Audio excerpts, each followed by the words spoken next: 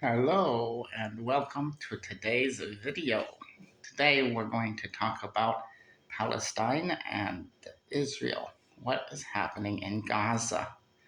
As you know, unless you're living under a rock, you probably know the Israeli military is bombing Gaza every day. And they're killing lots of civilians every day. Hundreds of civilians, bombing hospitals, ambulances, schools, residential buildings, committing your everyday genocide. That's basically what they're doing. They're trying to push the Palestinians off the land. They want the Palestinians gone. They want Hamas gone. But how can they accomplish that? That's a very difficult thing to accomplish. But that's what they want to do. And they're taking very extreme measures. Right? Like we said, killing lots of civilians, telling the civilians in the north to flee to the south. Now they're bombing the south, having probably more than 1 million people, right, living in very small area, and now they're bombing them too. Yeah, it's very terrible. And why? Why are they doing this? Well, that's a long topic, maybe for a different video. You'll have to stay tuned. But the short answer is Benjamin Netanyahu thinks it's the only way to keep his career going. You know, the Zionists, they're in charge of Israel.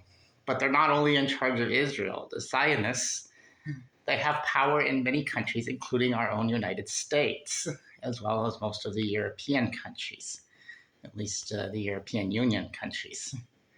So they are flexing their muscle. They want power. And Netanyahu, he is not a very popular prime minister. He's been prime minister, it seems like forever, on and off, right? Sometimes in, sometimes out, back in, back out.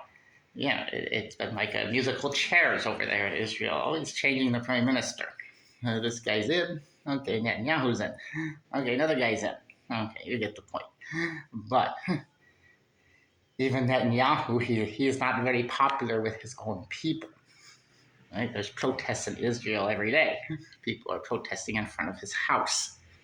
So it's definitely a Zionist thing, right? We can't say it's a Jewish thing because of many of the Jews, maybe most of the Jews, they don't agree with this.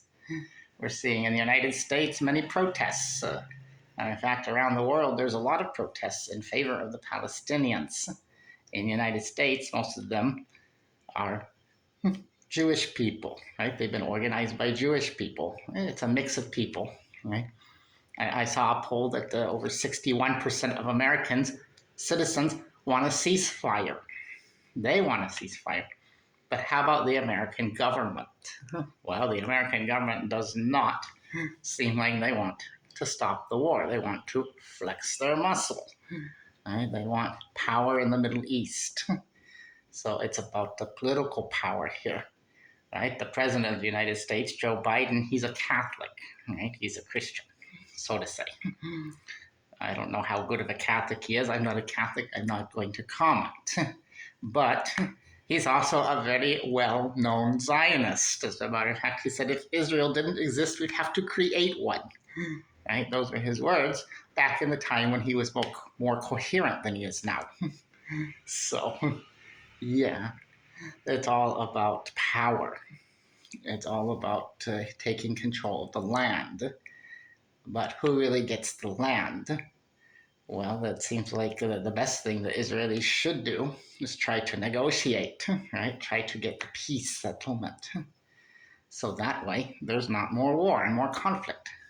Peace would be the best way, right? And if they could come up with a two-state solution, which most countries in the world, including big ones like Russia and China, and even some of the European countries, Turkey, most of the Latin American countries like Brazil and Colombia, Mexico maybe, they want a two-state solution. They want people to live in peace. They don't want all this war. But the war is good for the military-industrial complex. Right? They're the ones that are making money. So the U.S. Congress, they get kickbacks. Right? They get money too. So it's all about power and greed. Right? This is definitely not something you would see in the Torah, right, or in the Bible, or in the Quran. Right? You're not supposed to kill people. It's one of the 10 Commandments. Right? But they're doing it anyway, and it seems like the only one who has much power would be the United States to stop this, but they don't want to stop it. They pretend to talk a talk, all right? But the U.S. has this history. If you look at the history, right, what did the U.S. do? Well, there was a war in Ukraine. There's still a war in Ukraine, between Ukraine and Russia. The U.S. sent lots of money over to Ukraine, and no success. Right? The Russians are winning the battle.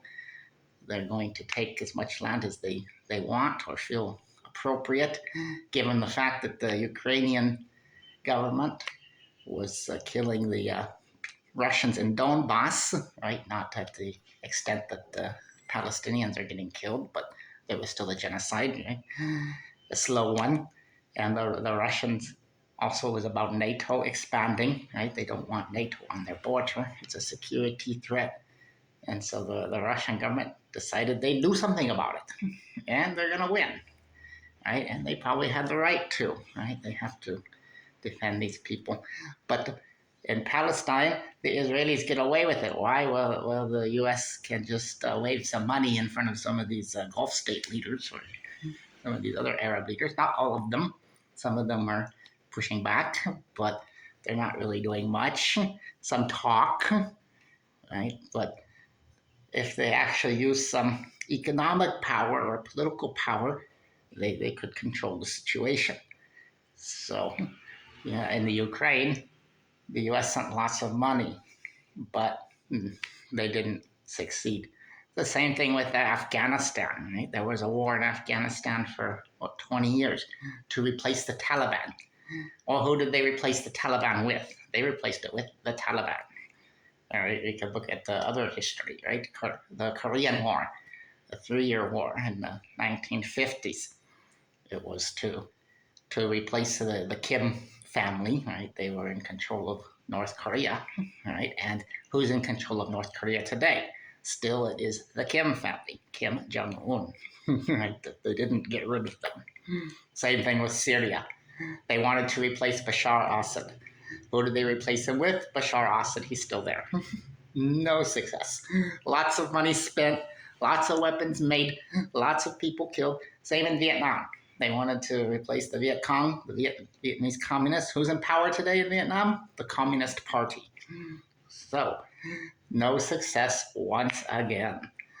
And I think the Israelis, if they're smart, the Zionists, they would come to the negotiation table. But Netanyahu, his career, right? He wants to stay in power, right? The industrial complex, these military people, they want to make more money. They don't care about lives. They don't even seem to care about winning. They just want to destroy things, show off their new bombs. So yeah, that's kind of my thought, and people are protesting that around the world. 95% of the protests are in favor of the Palestinians, and people are waking up to their governments, right? They don't want to see more money being spent on endless wars that are getting them nowhere and killing lots of people and creating lots of destruction and destroying economies, right? Destroying people's lives. So we hope and pray for peace, and hopefully this message gets out.